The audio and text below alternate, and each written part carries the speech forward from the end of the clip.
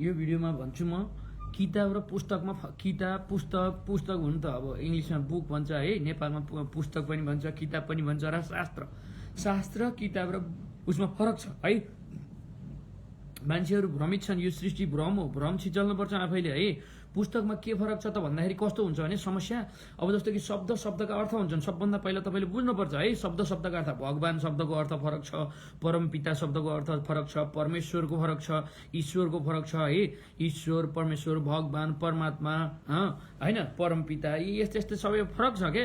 सबै शब्दहरूको अर्थ छ, बुझ्नुपर्छ है। अवतार भनेको अवतार फरक छ, फेरि अवतार बिचमा फरक छ फेरि है। तीहरू बुझ्नुपर्छ। ती है अवतार आयो भने अवतार मात्रै हुन्न, ज्ञान भन्ने ज्ञानको तह हुन्छ, ज्ञानमा पनि ज्ञानको तह हुन्छ, बुझ्नुपर्छ। अब खानेकुरामा नि खाना तपाईँले यसरी बुझ्नु न, अझ सरल तरिकाले। खाना भनेको के हो? जे पनि खानु लागि भन्छ खाना होइन। स्यान्डविच खानु पनि खाना हो, रोटी खानु पनि खाना हो, भातै खानु पनि खाना हो, ढिँडो खानु पनि, आटै खाए पनि खाना हो। त्यो खाना अन्त त पर्यो। अब त्यही खानाभित्र नि फेरि के पर्छ? भात छुट्टै। भात भनेपछि भातै मात्र पर्यो होइन। ढिँडो भनेपछि ढिँडो मात्र पर्यो। अब ढिँडो अन्तर दुईटा पर्छन्, एउटा गहुँको ढिँडो पर्छ, एउटा चाहिँ कोदाको ढिँडो पर्छ होइन र है। भातै अन्तर खानाभित्र सबै पर्छ। स्यान्डविच खाने हो कि मासु खाने हो, त्यो खाना अन्तर पर्यो होइन। अनि खाजा अन्तर पर्ला अरे, खाजा भन्दा बित्तिकै खाजा अन्तर। त्यसरी शब्दको हरेक शब्दको अर्थ हुन्छ, अर्थ केलाई पनि हेर्नुपर्छ है। अब तपाईँहरू सबभन्दा भ्रमित हुनुपर्ने, भ्रमित केमा हुनुहुन्छ, यो किन भनियो त भन्ने प्रश्न आउँछ। हेर्नुहोस्, तपाईँले कहिल्यै पनि खेद्ने कि त तपाईँसँग स्रोत हुन भएन, स्रोत छैन भने छुट्टै कुरा हो होइन। तपाईँले कि त संस्कृत जान्दिनँ, ल ठिक छ, संस्कृत नजान्ने भए संस्कृत जान्नुहुन्न, संस्कृत नजान्ने भए त्यही संस्कृत जान्ने व्यक्तिलाई खोज्नु अनि बुझ्नु र संस्कृत व्यक्तिलाई खोज्ने हो होइन। भने तपाईँले कस्तो हुन्छ भने मान्छे भ्रमित। अब गीता दिनुभएछ, गीता भगवान्ले गीता भन्नुभएछ के अरे संस्कृतमा भन्नुभएछ होइन। अब अहिलेका जमाना त संस्कृत नेपालीमा उल्टाएर नि छन् नि त, मान्छे छैनन् र छन् नि। गीता नेपालीमा लेखिएको छ, गीता इङ्ग्लिसमा लेखिएको छ, इङ्ग्लिस बुझ्नेले इङ्ग्लिसमा गीता पढे हुन्छ, नेपालीमा चाहिनेले नेपालीमा पढे हुन्छ। एउटा गीता नेपालीमा एउटाले लेखेको छैन।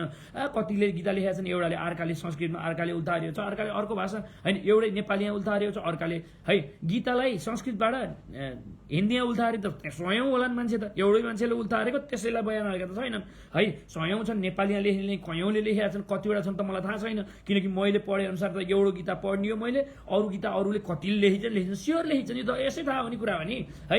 गीतालाई उल्टाउने मान्छे छैन र एउटा किताब एउटा सामान्य मान्छेले लेखेको उपन्यास त अर्काले गरेर एउटाले कथा लेखेको त त्यही कथालाई अरूहरूले गरे हुन्छन् भने गीता त पक्कै पनि गरे होलान्। यसै पनि संसारभरि फैलिने कुरो होइन।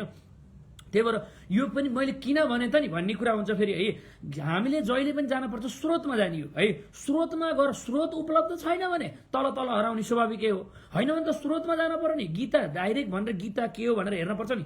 के हुन्छ भने गीता बिग्रँदै जाने हामीलाई। अब तपाईँलाई गीता कसले भन्नु? भगवान्ले भन्नुभयो कि त गीता मैले फेलै पारिनँ भन्नु पर्यो, कि त छँदै छैन भन्नु पर्यो, कि त मैले संस्कृतै जान्दिनँ, गीता संस्कृत आउनु। नेपालीमा पनि छ, गीता हो भन्ने पनि थाहा छ। अनि तपाईँले पढ्नुहुन्छ के गीतालाई एउटाले उल्टा अनि अर्काले फेरि त्यसलाई बिगार्छ, अनि फेरि बिगार्छ। अहिले बिगार्दा अनि देउता पूजनमा जान्छ है। देउता पूजनमा जान्छ। अब समस्या के पर्छ? अब पहिलादेखि बिग्रिँदै आयो। अनि हाम्रो बुवाले के गर्नुहुन्छ? देउता पूजन भने जस्तो किताब पढेर हिँड्नुहुन्छ लगभग है। अथवा एउटा उदाहरणका लागि अनि कुनै एउटा गाउँको मान्छेले के भन्छ? देव पूजन विधि भन्ने पढ्छ। अनि देव पूजन विधिलाई उसले के मानेको हुन्छ नि? यो त शास्त्र हो, यो त किताब हो, किताबमा लेखेको छ, यो त मलाई त गाइड गरेको छ, मैले त पढ्ने किताब हो, किताबबाट बुझेको छु, मैले आफै जानेको त होइन, मान्छेले सिकाएको नि। यो त किताब हो, गुरुले लेखेको किताब। उसको भ्रममा दिमागमा के परेको हुन्छ त? यो त गुरुले लेखेको नि त, यो त गुरु हो, गुरुले लेखेको त जानेको हुन्छ गुरुले त भने। अब त्यो गुरु आफै भ्रमित भएको हुन्छ त्यसले होइन। कुन चाहिँले आजभन्दा 1000 वर्ष अघि 5000 वर्ष अघि गीता भनिएको भगवान श्रीकृष्णले, अनि त्यो गीता त्यहाँ लेख्नुभयो। अनि त्यसले अर्काले के बुझ्यो, अनि त्यसले बुझेकाले अर्कालाई बुझाउँछ, अनि अर्काले फेरि अर्कोलाई बुझाउँछ, अनि अर्काले अर्कालाई बुझाउँछ, अनि अर्काले अर्कालाई बुझाउँछ, अर्काले अर्कालाई बुझाउँछ होइन। मैले तपाईँलाई 100वटा कुरा भने होइन। मैले तपाईँलाई 100वटा कुरा भने तपाईँले 100वटा सम्झिनुहुन्छ। गीतामा 1100वटा कुरा छन् होइन। एउटा पण्डित आउँछ बुझ्छ है। एउटा पण्डितले अथवा तपाईँले सोचेको पण्डित अथवा कुनै पनि एउटा ज्ञानी व्यक्तिले 1100 पानाको बुझ्यो। अनि त्यसले 1100 पानाको बुझ्यो, त्यसले 1100 पाना त सम्झिन्न।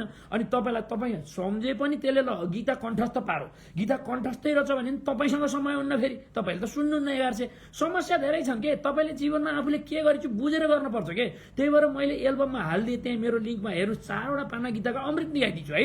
समस्या के हुन्छ भने 1100 पाना तपाईँले आफैले पढ्ने कर्तव्य तपाईँले पढ्नुहुन्न है। उसले पढेको बुझ्छ, उसँग 1100 पानाको कण्ठस्थ नहुन्न है। भइहालेछ भने उसले गलत बुझ्न सक्छ, जुन तरिकाले बुझ्छ त्यसले फेरि अर्को तरिकाले प्रस्तुत गरिदिन्छ। अथवा उसले 1100 पाना ठ्याक्कै बुझेछ भने उसले 1100 पाना पुरै भन्दैन, किनकि तपाईँसँग समस्या छ फेरि। तपाईँले त सुन्नुहुन्न 1100 पानाको त। 1100 पाण्डा भन्नलाई 1100 दिन लाउला रे अथवा 11 दिन लाउला रे 11 दिनसम्म गएर सुने के बुझ्छ बुझेर ट्विस्ट गरिदिन्छ घुमाएर अरू के बुझ्छ उसले अर्को बुझ्छ अनि बुझ्दै जाँदाखेरि अपभ्रंश हुँदै हुँदै हुँदै जाँदा अन्तत के आएर अनि अन्तत आएर देवता पूजन विधिमा आउँछ अथवा कुनै एउटा यस्तोमा आउँछ जहाँ अनि पढ्नेले त्यो पढ्छ अनि पढेपछि यो त शास्त्र हो यो त कसरी शास्त्र हो किताब हो त्यो किताब र शास्त्रमा फरक छ है त्यो व्यक्तिले खण्डन गर्दै गएको चाहिँ किताब हो शास्त्र भनेको गीता हो जो गीता हो ठ्याक्क लेखेकोलाई ठ्याक्क भन्छ त्यो भन्छ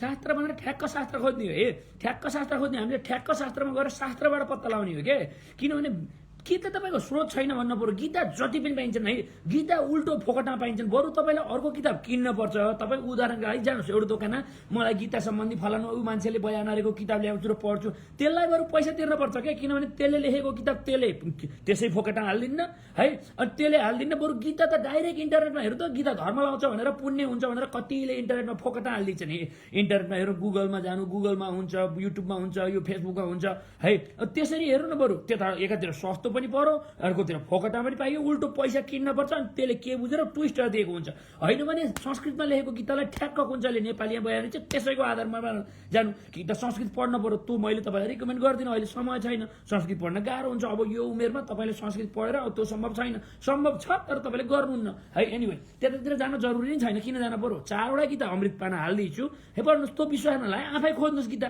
तर मैले भन्न खोजेको यति हो कि तपाईँ गीताको बाटो हेर्नुहोस् हामीलाई मार्गदर्शन गर्ने गीताले हो सोच्नुहोस् त राम्रोसँग कतिसम्म भ्रमित भएर चलेको हुन्छ मान्छे है यहीँ मनुष्य जीवन पृथ्वीमा परीक्षा काल हो परीक्षा भनेको तपाईँलाई थाहा छ परीक्षाका बेला तपाईँ आफैले के गर्नुहुन्छ भीषण मेहनत गर्नुहुन्छ र पढ्नुहुन्छ है धमरदुस बिहान बेलुका आएर पढ्नुहुन्छ मनुष्य जीवन परीक्षा काल हो यहाँ वेद छ पुराण छ गीता छ है अब भविष्यवाणी छ भविष्य ज्योतिष शास्त्र छ वस्तुशास्त्र छ तन्त्र विद्या छ मन्त्र विद्या छ अस्त्र छ शस्त्र छ दिव्यास्त्र छ हरेक कुरा उपलब्ध छ यहाँ है नभएको केही छैन धनुर्विद्या छ चिकित्सा विद्या छ सब उपलब्ध छ अब त्यो अहिलेलाई हराउँदै गएछ त्यो छुट्टै कुरो भयो तर यहाँ छनलाई छ खोज्ने काम हाम्रो है दिएको छ हराएको भए त भगवान आएर दिइहाल्नुहुन्छ नि हराउँदा बित्तिकै त होइन अहिले धर्म हराएर धर्म संस्थापन गर्नलाई म आइछु अथवा भगवान कल्की आउनु होला भोलि होइन धर्म पुनस्थापन गर्नका लागि त्यो होइन समय भविष्य आउनुहुन्छ नत्र भने त अरू त छ होइन अनि हुँदा यत्रो छ दुनियाँ छ है भगवानको सिद्धान्त छ दया माया करुणा अरूलाई दया गर अरूलाई दान दक्षिणा देऊ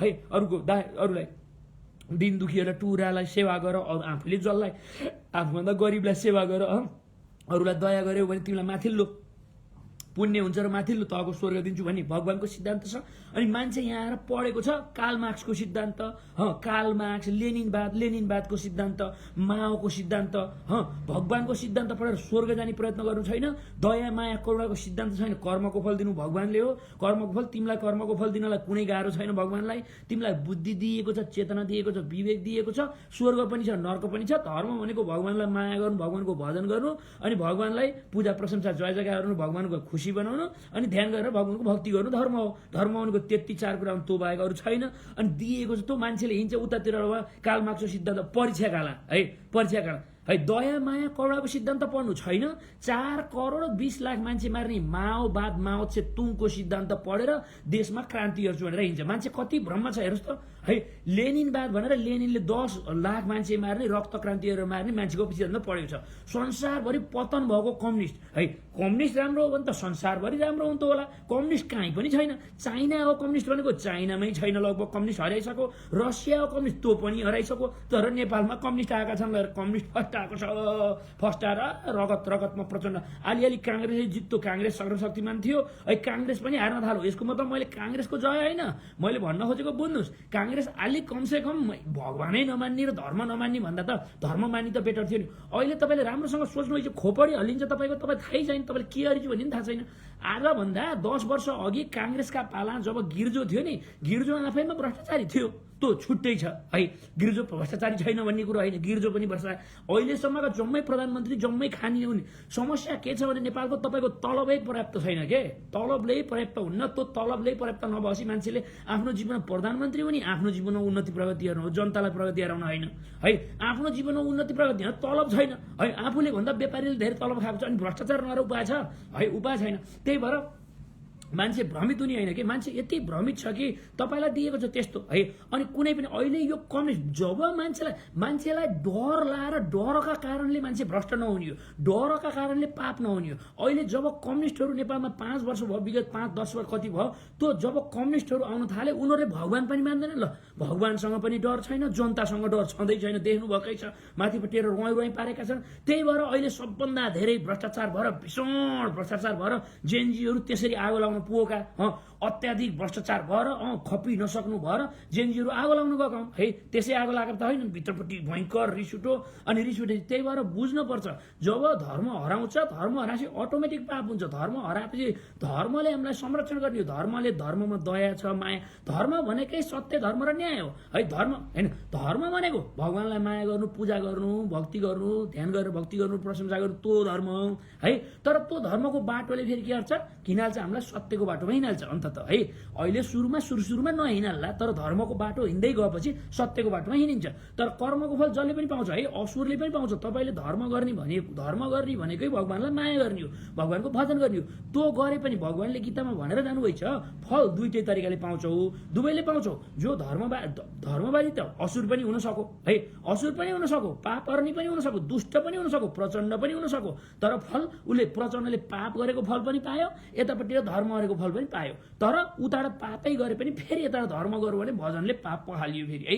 जसरी पनि अन्तत फल त राम्रै हुन्छ भगवानलाई गरेपछि है, बाटो त जसरी हुन्छ। एनिवे मैले यो भिडियोलाई लामो बनाइनँ, मैले शास्त्र र किताबमा फरक छ, त्यही भएर किताब पढेर किताबलाई नै शास्त्र नठान्नु होला है।